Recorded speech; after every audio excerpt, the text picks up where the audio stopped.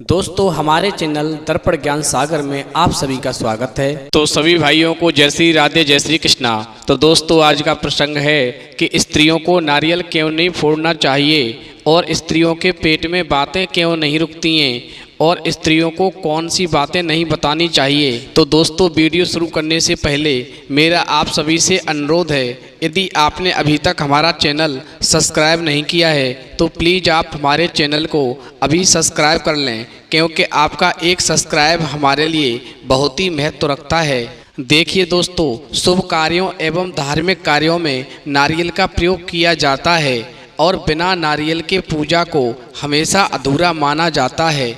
नारियल से हमेशा शारीरिक दुर्बलता भी दूर होती है, लेकिन स्त्रियों को पूजा से संबंधित कार्यों में कभी भी नारियल नहीं फोड़ना चाहिए। देखिए, नारियल को श्रीफल के नाम से भी जाना जाता है। भगवान विष्णु जब पृथ्वी पर प्रकट हुए तब स्वर्ग से वे अपने साथ 3 विशेष चीज़ें लेकर आए। माता लक्ष्मी, कामधेनु गाय और तीसरी वस्तु नारियल का वृक्ष लेकर के आए। दोस्तों, भगवान विष्णु एवं माता लक्ष्मी का फल है, यही कारण है कि इसे श्रीफल के नाम से जाना जाता है। इसमें तीनों देव जैसे ब्रह्मा, विष्णु और महेश का वास होता है।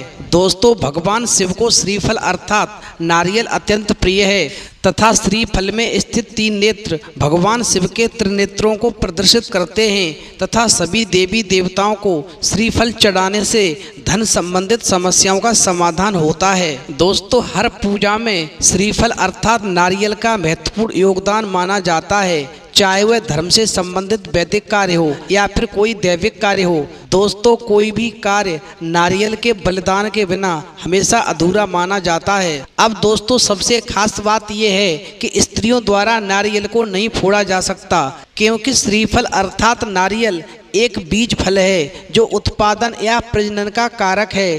दोस्तों, श्रीफल प्रजनन क्षमता से जोड़ा गया है। स्त्रियां बीज रूप में ही शिशु को जन्म देती हैं, यही कारण है कि स्त्रियों को बीज रूपी नारियल को नहीं फोड़ना चाहिए। दोस्तों, यदि कोई भी स्त्री नारियल को फोड़ती है तो शास्त्रों के अनुसार वो अशुभ माना जाता है। देवी देवताओं की पूजा साधना आदि के बाद केवल पुरुषों द्वारा ही नारियल को फोड़ा जा सकता है।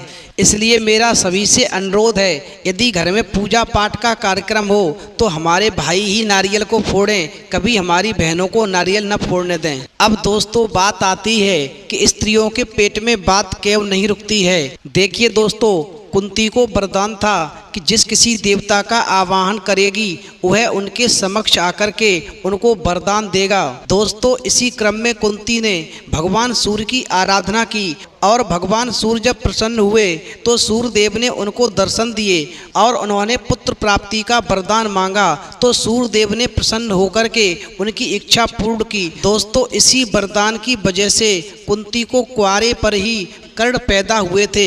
दोस्तों, कर्ण के पैदा होने के बाद में लोक लज्जा के कारण कुंती जो थी वो कर्ण को एक पेटी में बंद करके एक नदी में छोड़ आई। उन्हीं के राज्य में विदुर थे जो कर्ण को उठा लाए और उनका पालन पोषण प्रारंभ कर दिया।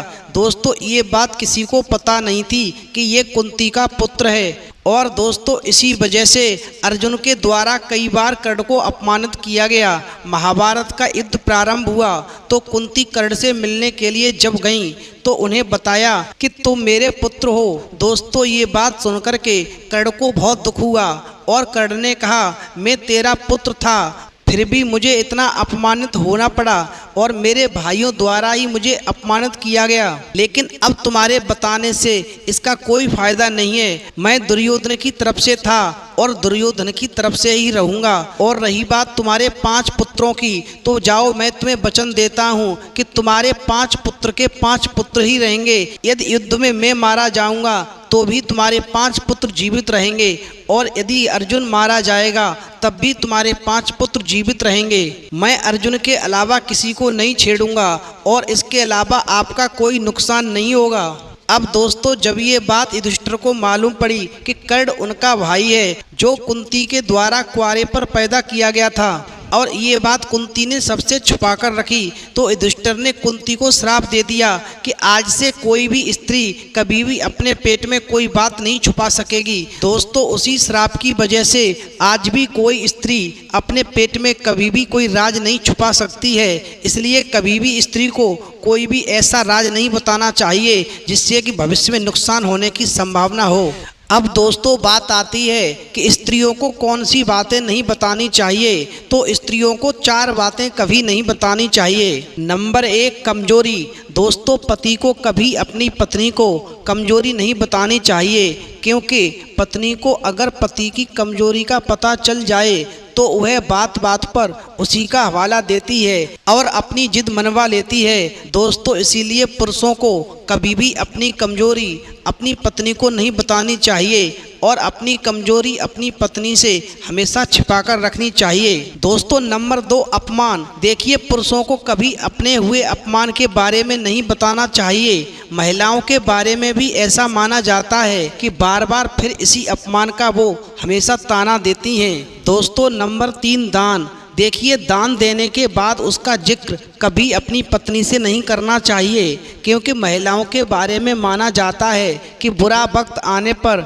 महिलाएं पति को दान की बात याद दिलाकर भला बुरा कह सकती हैं। दोस्तों, नंबर 4, कमाई। पति को अपनी पत्नी को कभी भी अपनी कमाई के बारे में नहीं बताना चाहिए, क्योंकि अगर महिलाओं को कमाई के बारे में पता चल जाता है तो वह खर्च पर रोक लगाने लगती हैं। कई बार जरूरी खर्चों पर भी रोक लगा देती हैं। तो दोस्तों, यदि ये ज्ञानवर्धक प्रसंग आपको पसंद आया हो तो प्लीज़ आप हमारे चैनल को अभी सब्सक्राइब करें, लाइक करें, शेयर करें, क्योंकि आपका एक सब्सक्राइब हमारे लिए बहुत ही महत्व रखता है। तो दोस्तों, इस वीडियो में इतना ही। फिर मिलेंगे एक नई वीडियो में नए प्रसंग के साथ। तब तक के लिए जय श्री राधे, जय श्री कृष्णा।